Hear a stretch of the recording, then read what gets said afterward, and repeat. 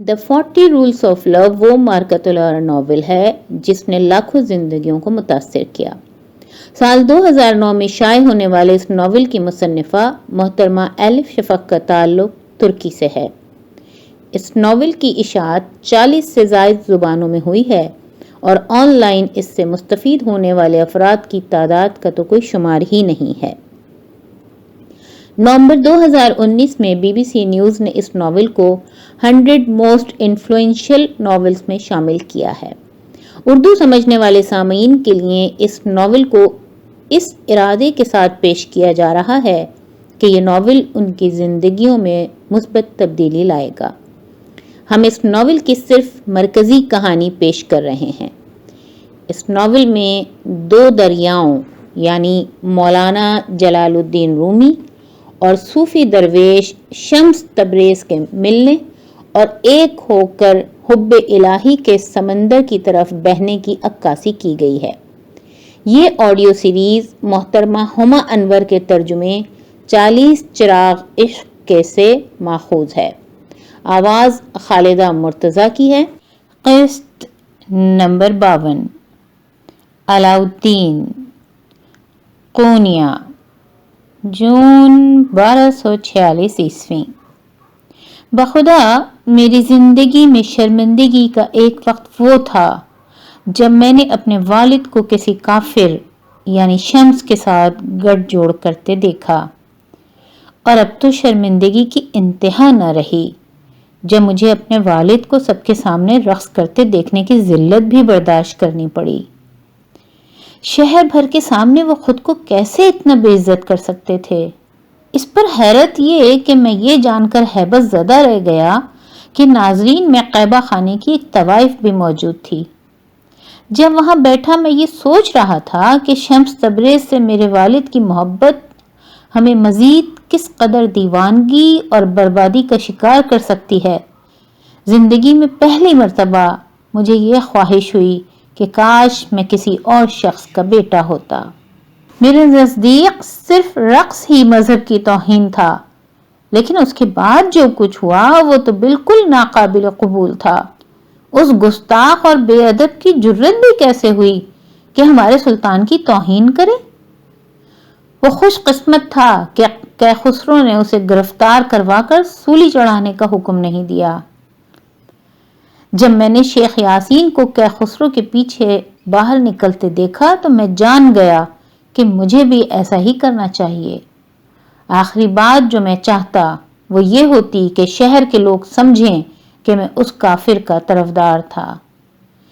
ایک ہی بار سب کو دیکھ لینا چاہیے تھا کہ اپنے بھائی کے برعکس میں اپنے والد کے ہاتھوں میں کٹ پتلی نہیں تھا۔ اس شب میں گھر نہ گیا، میں چند دوستوں کے ہمراہ ارشاد کے گھر رک گیا۔ جذبات سے مغلوب ہم دن بھر کے واقعات کے بارے میں بات چیت کرتے اور سوچتے رہے کہ آگے کیا کرنا چاہیے۔ اس شخص کا تمہارے والد پر برا اثر پڑا ہے، ارشاد نے تناؤ بھرے لہجے میں کہا، اور اب وہ تمہارے گھر کوئی طوائف بھی اٹھا لایا ہے۔ تمہیں اپنے خاندان کی نیک نامی کو بچانا ہوگا علاؤالدین۔ میں وہاں کھڑا ان کی باتیں سنتا رہا۔ تکلیف اور شرمندگی سے میرا چہرہ جیسے جل رہا تھا۔ ایک بات مجھ پر صاف واضح تھی، شمس تبریز نے ہمیں پریشانی کے سوا کچھ نہ دیا تھا۔ ہم متفقہ طور پر اس نتیجے پر پہنچے کہ شمس کو شہر چھوڑنا ہوگا، اگر مرضی سے نہیں تو بالجبر ہی صحیح۔ اگلے روز میں اس عزم کے ساتھ گھر واپس پہنچا کہ شمس تبریز سے روبرو دو ٹوک بات کروں گا۔ مجھے وہ صحن میں تنہا بیٹھا نئے بجاتے ملا۔ اس کا سر جھکا ہوا تھا، آنکھیں بند تھیں اور پشت میری جانب تھی۔ اپنی موسیقی میں پوری طرح غرق، اسے میری موجودگی کی خبر بھی نہ ہوئی تھی۔ میں دبے پاؤں اس کی طرف بڑھا تاکہ موقع سے فائدہ اٹھاتے ہوئے اس کا مشاہدہ کر سکوں اور اپنے دشمن کو بہتر طور پر جان سکوں۔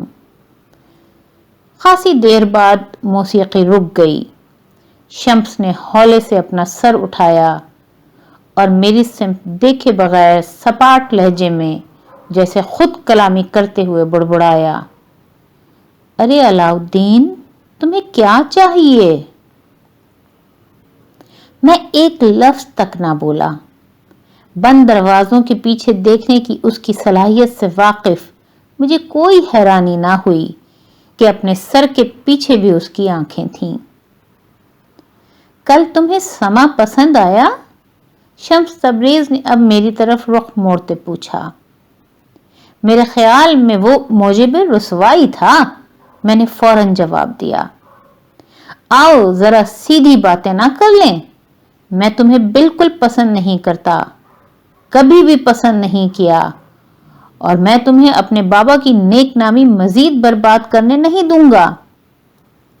نے کو ایک طرف رکھتے شمس کی نگاہوں میں ایک شعلہ سا لپکا اور اس نے کہا، تو کیا یہی بات ہے؟ اگر مولانا رومی کی نیک نامی برباد ہو گئی تو لوگ تمہیں معزز و ممتاز شخص کے بیٹے کے طور پر عزت نہیں دیں گے؟ کیا تمہیں یہی بات ڈراتی ہے؟ میں پرعزم ہوتے ہوئے کہ میں اسے خود پر حاوی نہیں ہونے دوں گا، میں نے اس کی تلخ بات نظر انداز کر دی۔ پھر بھی کچھ کہنے میں مجھے ذرا دیر لگی۔ تم یہاں سے چلے کیوں نہیں جاتے؟ ہمیں سکون سے کیوں نہیں رہنے دیتے؟ تمہاری آمد سے پہلے ہم اچھے تھے، میں نے جواب دیا۔ میرے والد ایک قابل احترام عالم اور کنبے والے شخص ہیں، تم دونوں کے درمیان کچھ بھی ایک جیسا نہیں ہے۔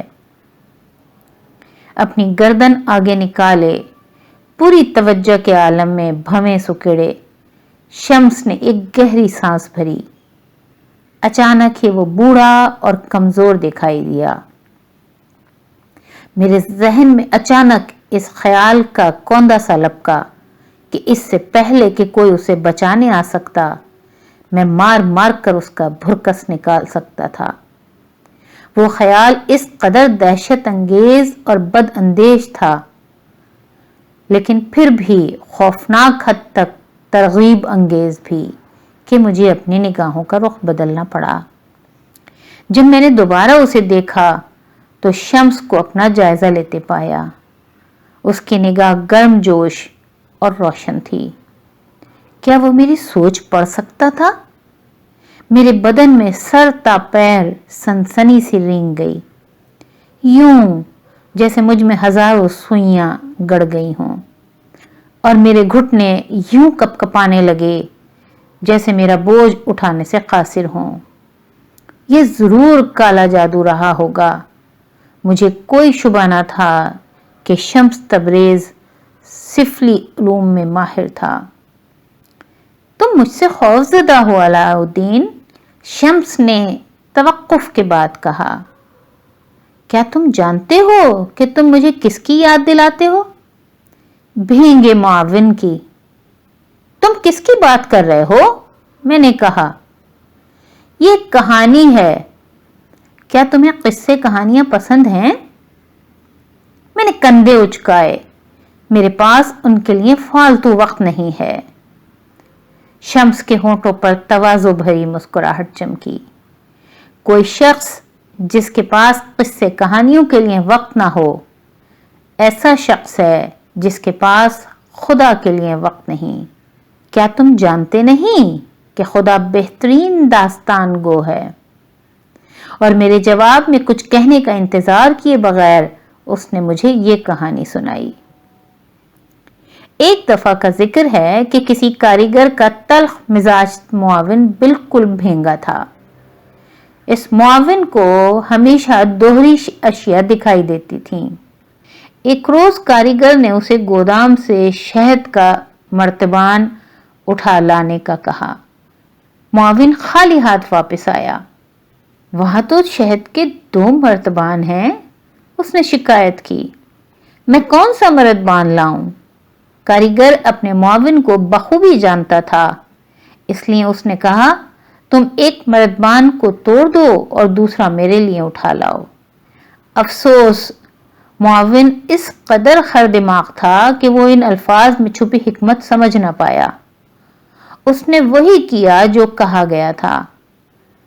اس نے ایک مردبان کو توڑ ڈالا اور یہ دیکھ کر حیرت زدہ رہ گیا کہ دوسرا مردبان بھی ٹوٹ گیا تھا۔